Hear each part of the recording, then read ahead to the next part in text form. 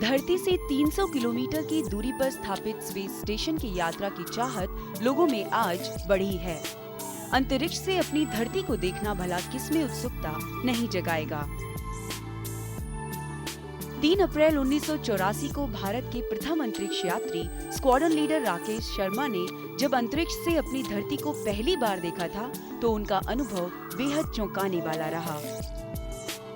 तब स्पेस में राकेश शर्मा ने योगासन के जरिए अपने आप को चुस्त दुरुस्त रखते हुए विश्व के सामने कौतूहल का विषय बना दिया था।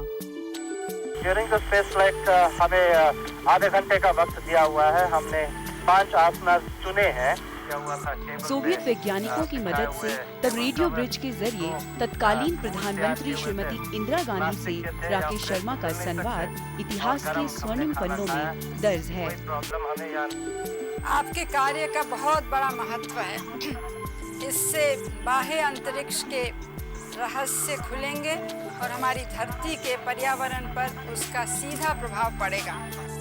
कल्पना चावला की अंतरिक्ष यात्रा और दुर्घटना अंतरिक्ष के इतिहास में अवसाद देने वाला जरूर माना जाएगा, परंतु आज सुनीता विलियम्स ने अंतरिक्ष में सर्वाधिक दिनों तक रहने का विश्व रिकॉर्ड बनाकर भारतीय नारी की छवि को विश्व पटल पर स्थापित किया है। अंतरिक्ष यात्री राकेश शर्मा आज भी अपनी स्मृतियों में उन क्षणों को जीते हैं और भविष्य की संभावनाओं की ओर इशारा करते हैं, ताकि मून मिशन की कामयाबी को नई पीढ़ी अपनी मुट्ठी में कैद कर सके।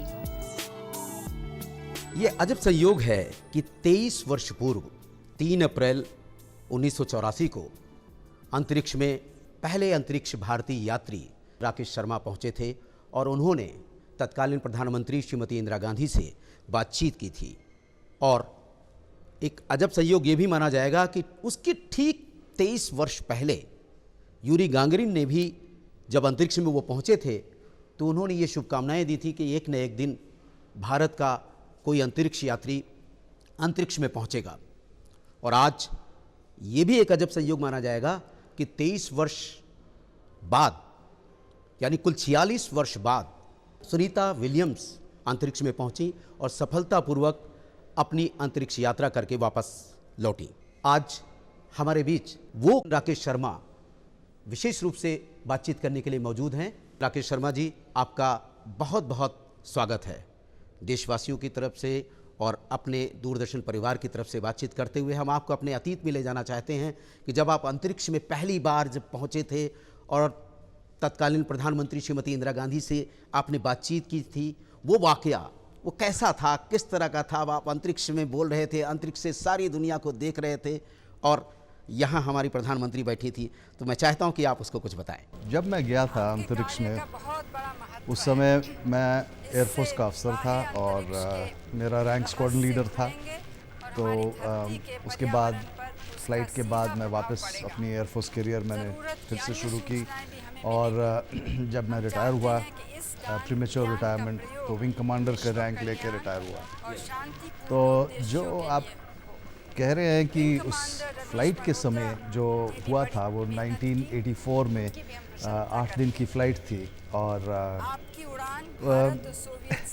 जब ही प्रधानमंत्री से बात हुई, ये काफ़ी नर्वस मोमेंट था मेरे लिए, क्योंकि हमें कभी ट्रेनिंग नहीं दी जाती थी कि आप देश के सबसे ऊंचे एग्जीक्यूटिव से आप बात कर रहे हैं। और तो इसलिए जब भी वीडियो लिंक बना, खुशकिस्मती से इंदिरा गांधी जी का फेस हमारे सामने नहीं था, सिर्फ ऑडियो लिंक था। अच्छा।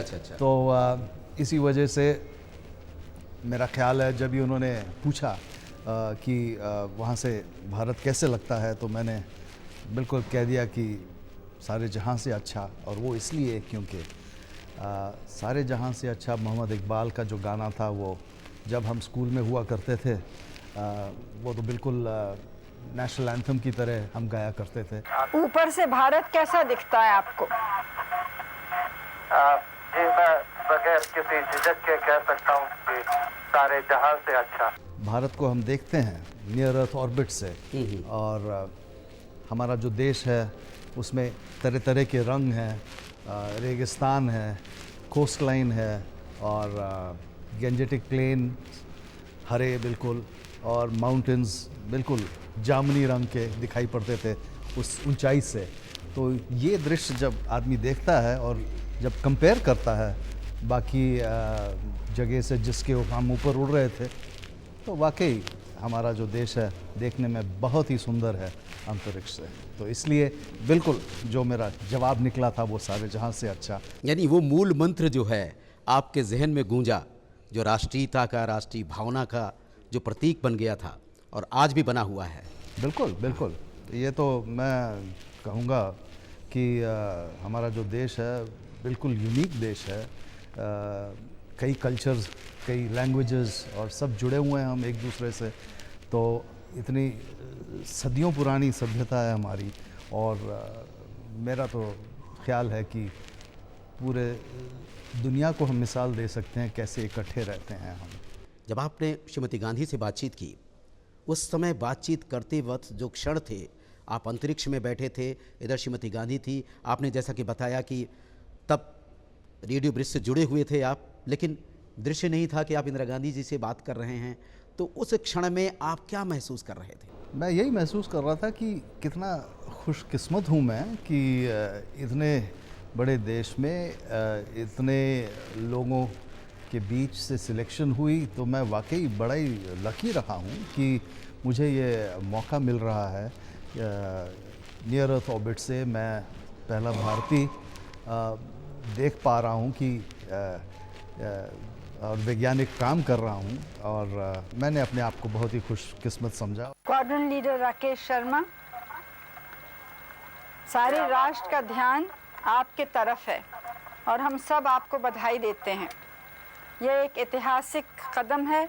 मेरी आशा है कि इससे हमारा देश अंतरिक्ष के प्रति जागरूक होगा।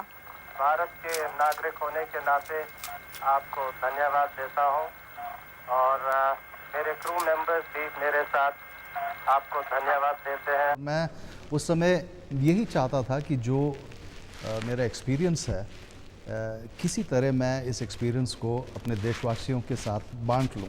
तो यही मेरी कोशिश थी कि नियर अर्थ ऑर्बिट से जब भी एक प्रोग्राम हमने बनाया था उस समय कि पूरे व्यूअर्स को सारा स्पेसशिप दिखाना, तो ये सब करके मुझे ऐसे लगा कि मैं अपना एक्सपीरियंस अपने देशवासियों के साथ बांटा था मैंने। यस। अच्छा, वो अंतरिक्ष में जब थे आप, तो वहाँ की दिनचर्या 8 दिनों की जी निश्चित रूप से टफ रही होगी, और उस दिनचर्या के साथ आपने उसको एकदम सरल कर दिया कि जैसे हम अपने धरती पर हैं उसी तरह से अंतरिक्ष में भी राकेश शर्मा मौजूद है और उसी तरह की जीवन शैली जी रहे हैं। ये जो स्पेस फ्लाइट होती है वो इतनी महंगी चीज़ होती है कि उसके लिए ट्रेनिंग बड़ी कड़ी होती है। तो इस वजह से जब एक्चुअल फ़्लाइट भरी जाती है तो कॉस्मोनॉट्स और एस्ट्रोनॉट्स को ऐसे लगता है कि कोई ट्रेनिंग सेशन ही चल रहा है। तो इसलिए ज़्यादा कोई दिक्कत नहीं होती काम करने में, क्योंकि आप जो भी काम करते हो वो दूसरी बार नहीं कर पाओगे, और हर मिनट बड़ा कीमती होता है। इस लिहाज से जो काम हमने किया, जो एक्सपेरिमेंट्स हमने किए, वो पहले कई बार हम प्रैक्टिस कर चुके थे, तो काफ़ी आसानी से ये हो पाए। हाँ, अगर मैं कहूँ कि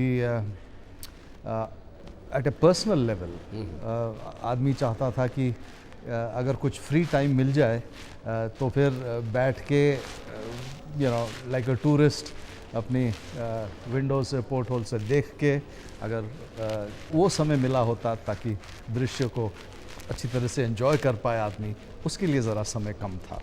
नहीं, आपने वहाँ योगा भी किया? जी हाँ, ये आपने जिक्र किया अपने संस्मरण में। आपने योगा प्रोग्राम से हमारे कंट्री में बहुत इंटरेस्ट जनरेट हुआ है। आप अपने टाइम में कितनी बार ये सब आसना कर सकते हैं? आपका मतलब अंतरिक्ष में भी ड्यूरिंग द स्पेस फ्लाइट या? जी हाँ, ड्यूरिंग द स्पेस फ्लाइट हमें आधे घंटे का वक्त दिया हुआ है। हमने 5 आसना चुने हैं। और आपने भारत की धरती पर जब नज़र दौड़ाया, और यही नहीं उसके आसपास के क्षेत्रों में दौड़ाया, जैसा कि पता है कि उस समय बर्मा के क्षेत्र में कहीं आग लगी थी, आपने वहाँ से इन्फॉर्म किया। बिल्कुल सही कहा आपने कि जब हम भारत के ऊपर से उड़ान भर रहे थे, देन दैनी तरफ ऑफ कोर्स बर्मा आता है, क्योंकि हमारा जो फ्लाइट पाथ था वो दक्षिण से उत्तर की तरफ होता था हर समय, वो थी दिशा हमारे ऑर्बिट की। और उस समय जब मैंने दैनी तरफ देखा तो दिखाई पड़ा काफ़ी सारा धुआं बिल्कुल सीधा ऊंचाई तक जाके ऊपर हवा की के दृश्य बदल चुका था। तो वो धुआं बिल्कुल ऐसे लाइन बन के रह गया था।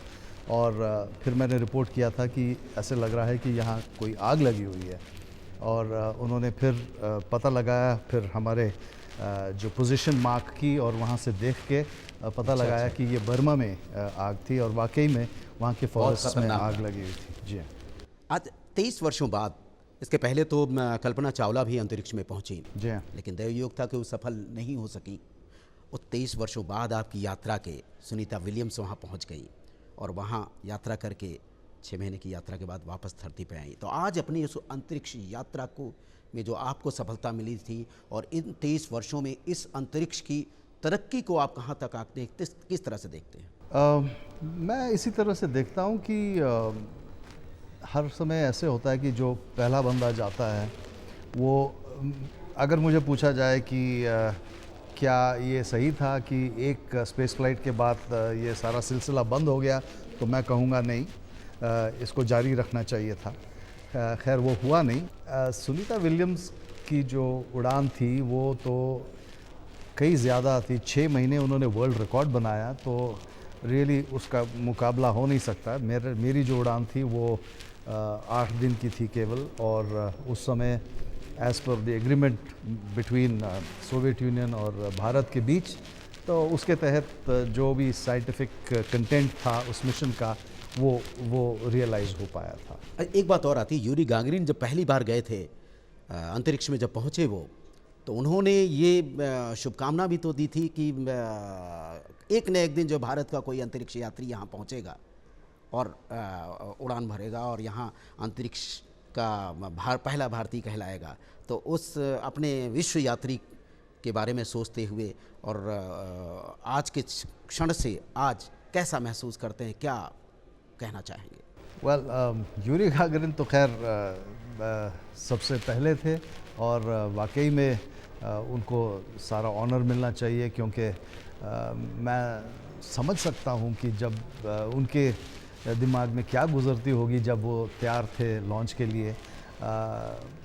क्वाइट फ्रैंकली मैं उतना नर्वस नहीं था, क्योंकि मुझे पता था उस समय कि मेरे से पहले 126 और व्यक्ति पहुंच चुके हैं और सक्सेसफुली वापस आए हैं।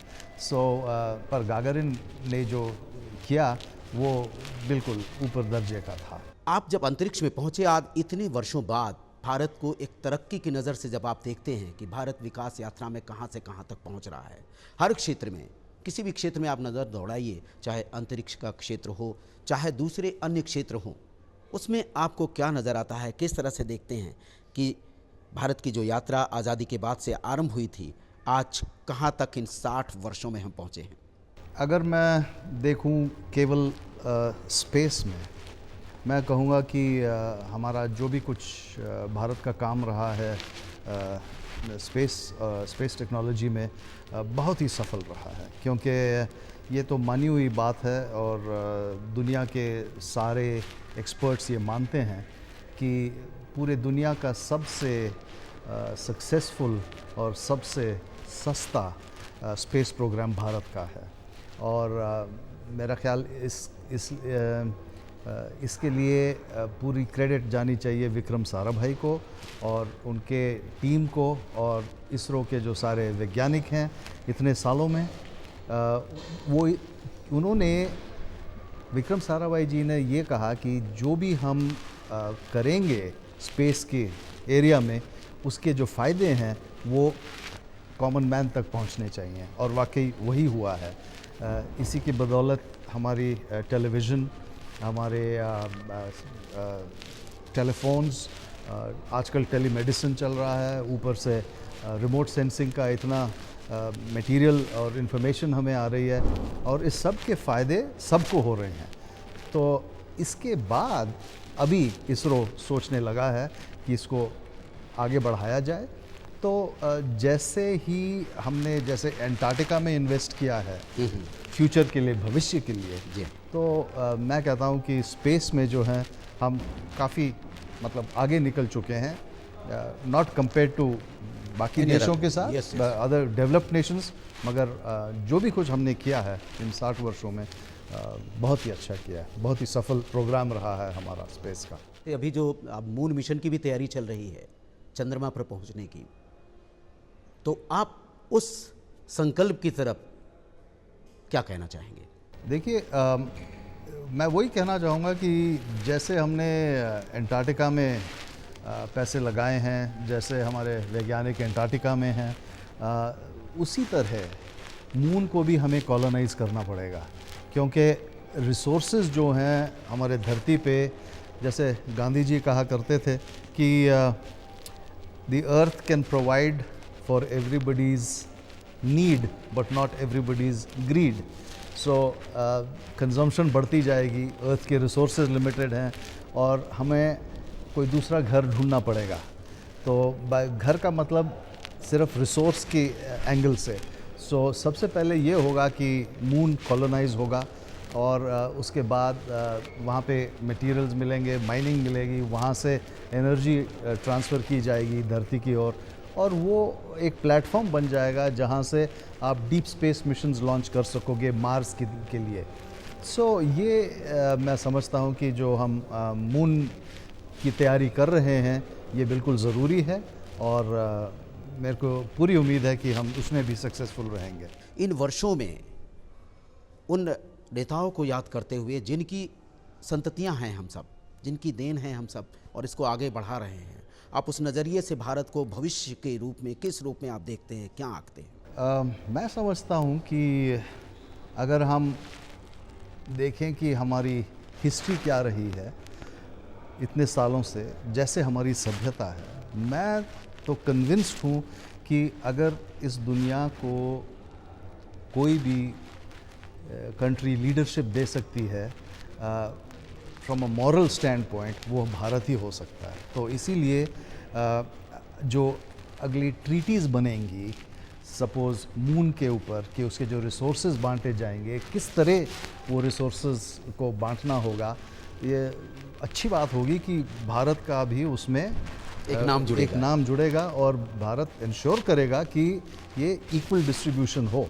सो नहीं तो क्या होता है कि ये सारी जो कॉन्फ्लिक्ट की और लड़ाइयों की जड़ यही होती है कि जो रिसोर्सेज हैं हमारे पास वो सही तरह से नहीं बट रहे हैं, और इसीलिए ये कॉन्फ्लिक्ट होता है। सो मैं तो समझता हूँ कि हमारा देश जो लीडरशिप के लेवल पे आएगा, लीडरशिप का मतलब ये नहीं कि हमारे डिफेंस ज़्यादा होगा, आर्मामेंट ज़्यादा होंगे, लोग हमसे डरेंगे, पर नो, मॉरल लीडरशिप की मैं बात कर रहा हूँ। तो आई थिंक वो सिर्फ भारत ही दे पाएगा, और I have no doubt whatsoever कि ये रोल भारत अपनाएगा। सामूहिक चेतना की बात को सामने रखी जाए, सब मिलजुल कर अपने देश की तरक्की के लिए अगर एकजुट होकर के आगे बढ़ने की तरह अगर कोई एक मिशन, एक संकल्प लेकर आगे बढ़ें तो क्या करें, किस तरह से बढ़ें? क्या आप सोचते हैं एक वो अंतरिक्ष यात्री किस तरह का विज़न देना चाहता है कि जो आने वाली पीढ़ी है या और जो मिलकर के हमारा जो युवा है आगे बढ़े, तो क्या करें? देखिए जी, मैं अपने आप को काफ़ी खुशनसीब समझता हूँ। वो इसलिए अव्वल तो मुझे ये चांस मिला कि स्पेस में होकर आऊँ, मगर मेरे अपने करियर के तहत मैंने बाहर काफ़ी काम किया है, बाकी एक्सपर्ट से मेरी मुलाकात हुई है, उनके साथ कंधे से कंधा लगा के कई प्रोजेक्ट्स में मैंने काम किया, और मैं यही कहूँगा कि जो भारतीय है, भारतीय वैज्ञानिक या आम आदमी जो है वो कहीं आगे है बाकी लोगों से। सो मैं यही कहना चाहूँगा कि अगर, और हम इतने ज़्यादा हैं, हमारा रिसोर्स बेस इतना ज़्यादा है, तो मैं यही कहूँगा कि अगर हम सब अपना इंडिविजुअल पोटेंशियल रियलाइज़ कर पाएँ और अपने आप के बजाय अपनी टीम या अपनी कंट्री के बारे में सोचें। एक अच्छी भावना के साथ। नहीं, कंट्री के आगे अच्छा। भी जाइए आप, हाँ, हाँ। बिकॉज हम सब ह्यूमन बीइंग्स हैं, हम सब इस प्लेनेट पे हैं, तो हमें अपने आप, हम सब के बारे में सोचना चाहिए और हम ऐसे ही आगे बढ़ते जाएंगे। और अगर हम ये करें तो भारत बन जाएगा बिल्कुल लीडर इन दिस। और हम पहले भी बात कर चुके हैं किस तरह की लीडरशिप की मैं बात कर रहा हूँ। जीवन शैली लोगों की बदल रही है और आपने जिस जीवन शैली को जी करके और आज भी अपने आप को जिस तरह से चुस्त दुरुस्त एनर्जेटिक ऊर्जा से भरा हुआ एक व्यक्तित्व के रूप में सामने रखा है, मैं चाहूँगा कि अपनी जीवन शैली के बारे में थोड़ा सा शेयर करें। सबसे महत्वपूर्ण चीज़ वो होती है कि ज़िंदगी में बैलेंस लाना चाहिए। अगर तो आदमी एक ही तरफ भागता जाए तो वो ज़िंदगी आउट ऑफ बैलेंस हो जाती है। सो ये बहुत ही एसेंशियल है कि ज़िंदगी बैलेंस लाइफ जिया जाए। और हर एक बंदे की कैपेबिलिटीज़ अलग होती हैं। जो भी हो, तो आप अपने पोटेंशियल को रियलाइज़ करिए, काम करते जाइए, बदलाव ले आइए अपने में और बाकियों जो आपके साथ जुड़े हुए हैं। और ये करने से ही हमारी पीढ़ी आगे बढ़ेगी और हम सबको खुशियाँ मिलेंगी। और इन पीढ़ी से आप ये भी तो कहना चाहेंगे कि जो स्पेस में जाना चाहते हैं, बहुत युवाओं की कल्पनाएं हैं, बच्चों की कल्पनाएं हैं, आज स्पेस की तरफ सबकी जागरूकता बढ़ी है। और जो आपको जानते हैं, नहीं जानते तो उन्होंने पढ़ा है, आपको नहीं देखा है तो उन सब से, और सुनीता विलियम्स की जो सफलता मिली है, एक अलग तरह की स्पेस के प्रति जागरूकता बढ़ी है। उन यूथ को, उन बच्चों को आप क्या कहना चाहेंगे? बच्चों को यही कहूँगा कि ठीक तरह से पढ़ाई करो, स्पेस रिलेटेड साइंसेस चुनो। स्पेस जो है आपका भविष्य है, हमारी ज़िंदगी उसके साथ जुड़ी हुई होगी अगले सालों में। सो जितनी जल्दी आप इसकी तैयारी करोगे उतने ही आप सफल रहोगे। मैं बहुत ही प्राउड हूँ कि मैं एक भारतवासी हूँ। और हालांकि अंतरिक्ष में जाने के बाद हर आदमी का जहन में बड़ा इफ़ेक्ट आता है और उसका दृष्टिकोण है वो थोड़ा सा बदलाव लेता है। वो अपने आप को पंजाबी नहीं समझता है, इंडियन नहीं समझता है, मगर वो समझता है कि वो इस प्लैनेट का एक सदस्य है। सो इसीलिए मैं ये कहूँगा, मगर ये सोचने के बावजूद मैं खुश हूँ कि ये जो मेरे को दृष्टिकोण मिला है वो इसलिए मिला है क्योंकि मैं भारतीय हूँ। सो मैं अपने जड़ों को नहीं भूल सकता, मैं अपनी सभ्यता को नहीं भूल सकता। और मैं समझता हूँ कि मैं बहुत ही खुश नसीब हूँ कि मैं भारतीय हूँ।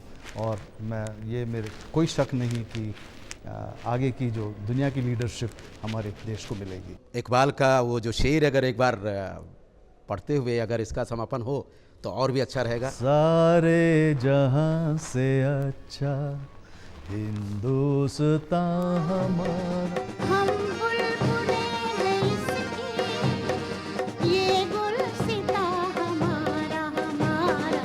सारे जहां से अच्छा हिंदुस्तान हमारा, हम बुलबुलें हैं इसकी, ये गुलसिता हमारा हमारा। सारे जहां से अच्छा। बहुत बहुत धन्यवाद राकेश शर्मा जी, आपने दूरदर्शन से और दूरदर्शन के सारे देश विदेश में बैठे दर्शकों के लिए बातचीत की। आपको बहुत बहुत धन्यवाद।